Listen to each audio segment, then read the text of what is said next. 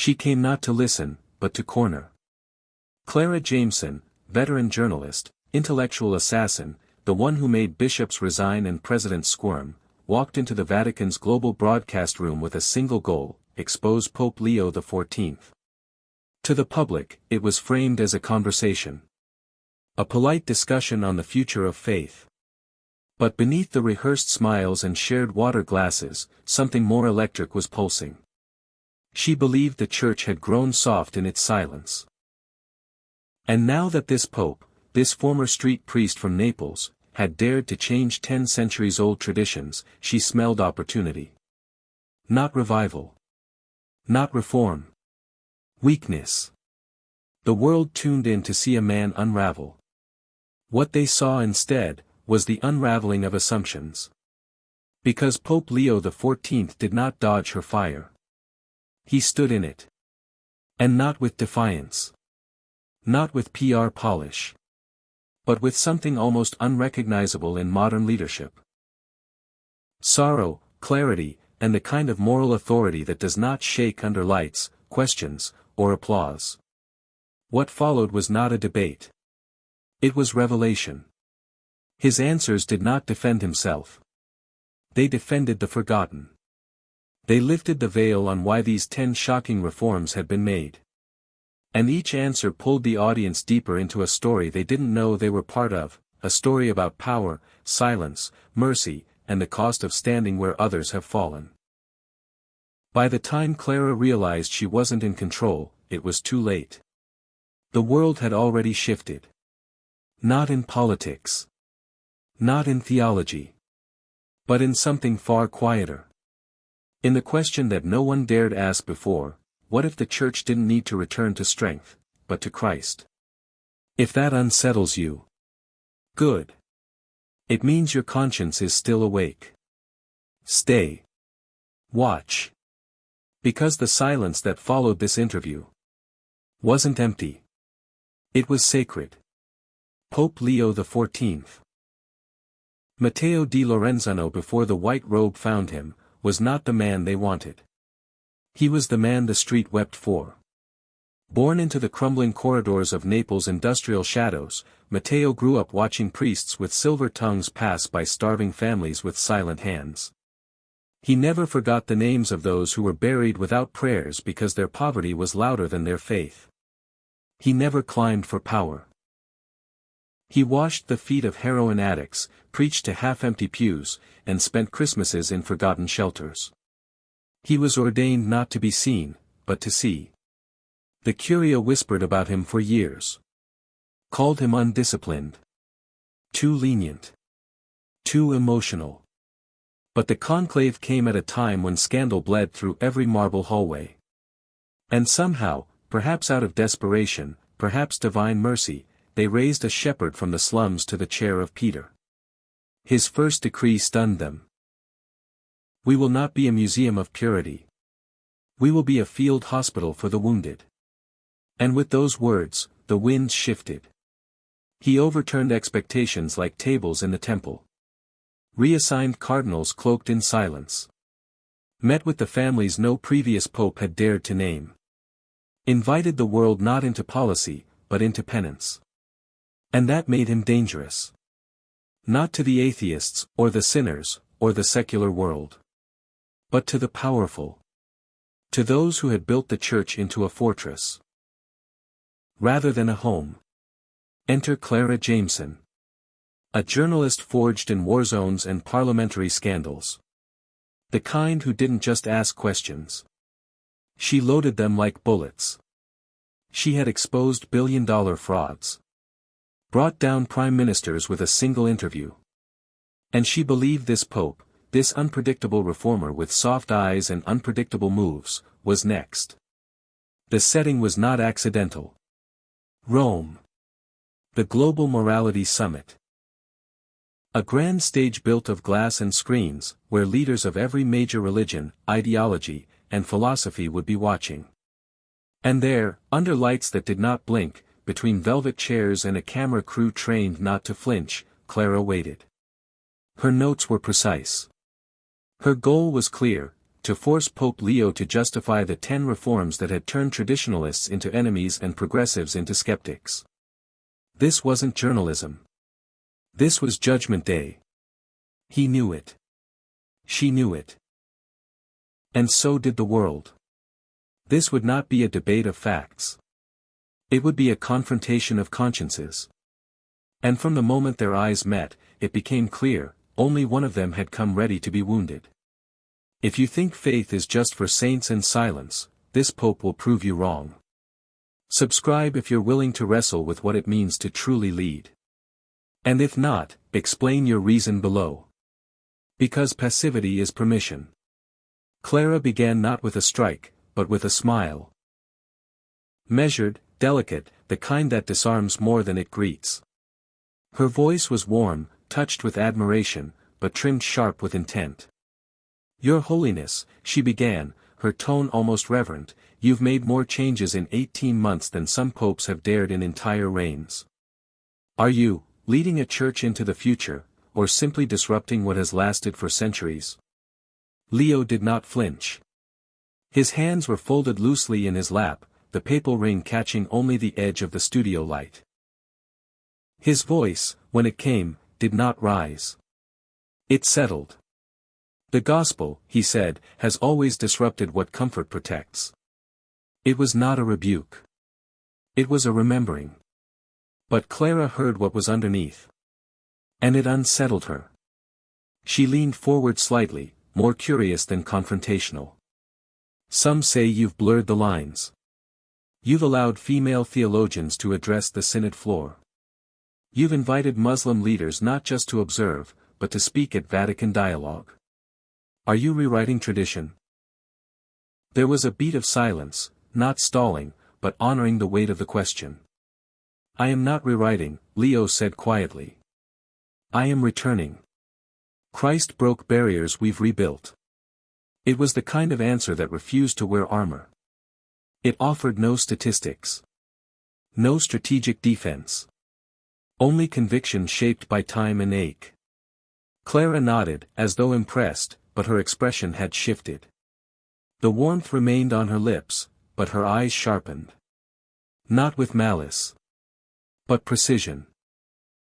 This was not the Pope they expected. This was not the man the comments sections feared or praised from afar.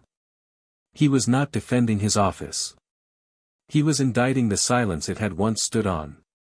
And she wasn't sure, yet, how to corner a man who wasn't trying to win. So she smiled again. And turned the page. The next question would go deeper. But already, the room had changed. Already, something holy had begun pressing on the air between them. If this exchange made you tense, good. That tension means you're still awake inside. Subscribe if you want to walk through this with us. And if not, then enter the comments and tell us what you fear these questions might unravel in you. Because sometimes, the question isn't what he changed. It's what we refused to see before he did. Clara's warmth cooled like a glass set down too hard. The smile remained, but its glow faded. Her pen stopped moving. Her voice shed its courtesy. You removed 6 cardinals, she said flatly. All of them accused, yes, but not tried. No canon court. No transparency. Just, gone. Isn't that authoritarian? She expected discomfort. She expected deflection. What she got was something colder, and heavier. Leo's eyes didn't shift. His voice didn't rise. I sat with their victims, he said. I listened without my robes on. I saw what the world doesn't see, what it refuses to see. Silence wrapped in cassocks. Confessions twisted into threats. And little boys, grown now, who still wake up screaming. The studio was still. Even the cameras seemed to hesitate in their hum. Clara didn't break eye contact, but she blinked, once. She adjusted her leg. Crossed the other. A movement of reset. But your actions, she pushed, firmer now, have fractured the church. You've angered traditionalists across 3 continents. Priests feel betrayed. Bishops say they've been blindsided. Doesn't unity matter more than reform? Leo leaned forward, not to threaten, but to close the distance. His voice, low. Measured. Unity without truth is just choreography. It looks holy. It feels safe. But it protects nothing but reputation. She opened her mouth, but he kept speaking. Not over her, beyond her. I remember a boy in Argentina, he said. He was 16. He came to a priest for help. He said he was wrong, impure, because that's what the church had taught him to believe about who he was. Leo's eyes were distant now, locked somewhere far from the lights. He was told he could stay, but only if he stayed silent. He walked out of that parish. 3 days later, they found his body outside the church gate. Rosary still wrapped around his hand. A long pause. The silence breathed. I'm not angry, Leo said softly. I'm haunted. Not a sound moved in the room. Not even Clara. Because it was no longer a debate. It was testimony. And testimonies are heavier than arguments. They don't ask to be agreed with. They ask to be believed. If this sounds too much for you, it means it's finally real. Subscribe if you believe the church should face the mirror, no matter what it sees. And if not, comment why you'd rather it didn't. Because pretending not to look, is still a choice. Clara dropped the mask. The rhythm of her questions, once polite and probing, now shifted into challenge. The cadence sharpened, and with it, the room's oxygen seemed to thin. She set her notepad aside. Folded her hands. Looked the Pope in the eye, not as a guest, but as a witness on trial. So, are you endorsing the progressive agenda? No grace in the question. No cover of curiosity. Just accusation, veiled in inquiry. And then, nothing. No one moved. The hum of live broadcast equipment felt louder than breath. A technician paused mid-adjustment. One of the cardinals off-camera lowered his gaze. The silence was not empty. It was precise. A blade pulled, waiting. Leo didn't blink. He didn't shift. I'm endorsing, he said, the tears of every mother who buried a child in silence.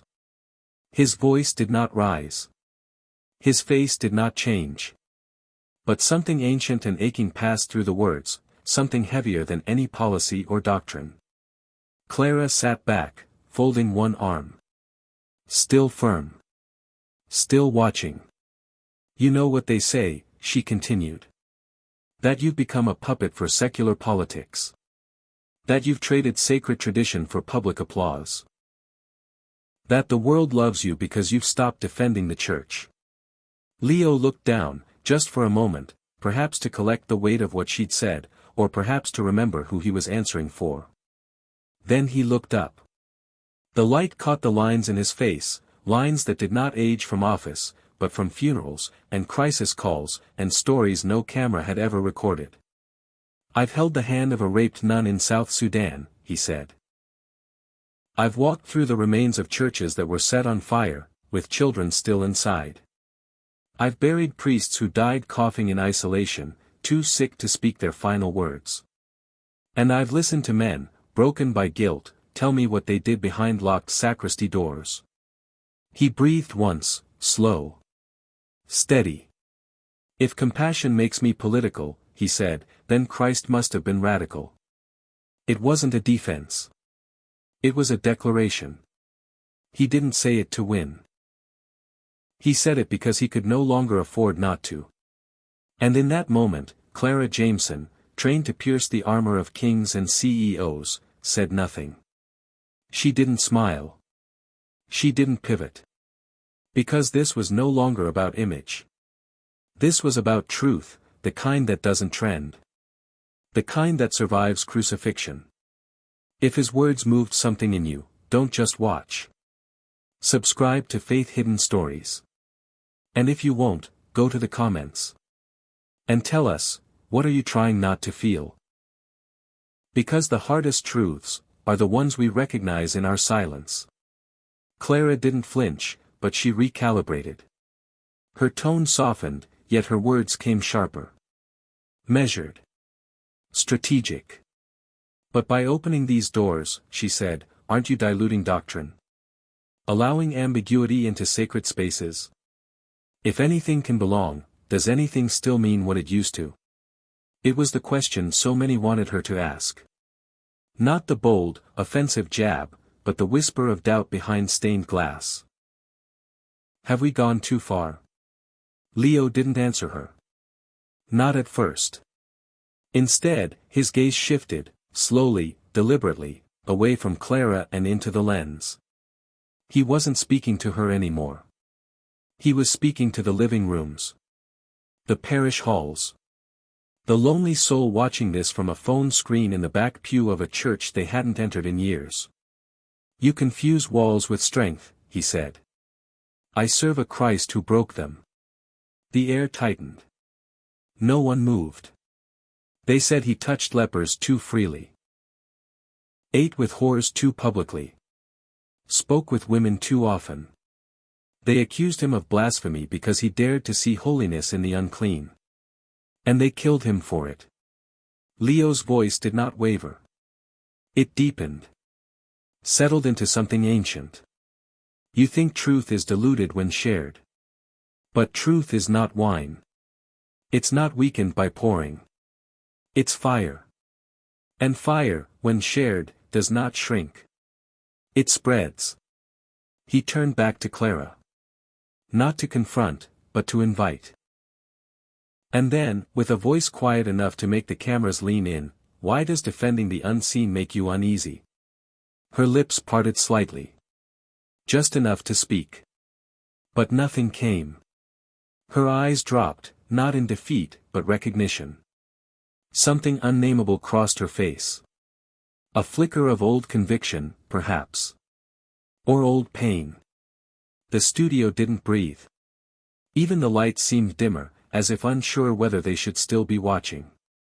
And for the first time since the broadcast began, it was Clara, not Leo, who looked like she wanted to leave.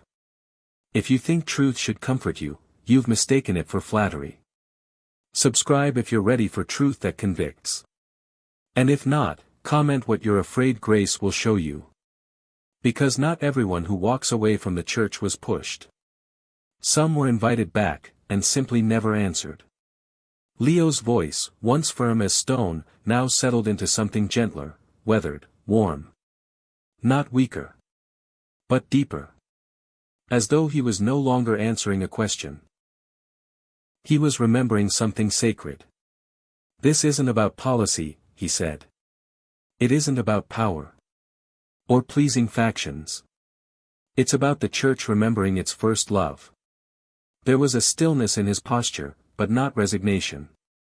He looked less like a pope at that moment, and more like a priest on the edge of a child's hospital bed.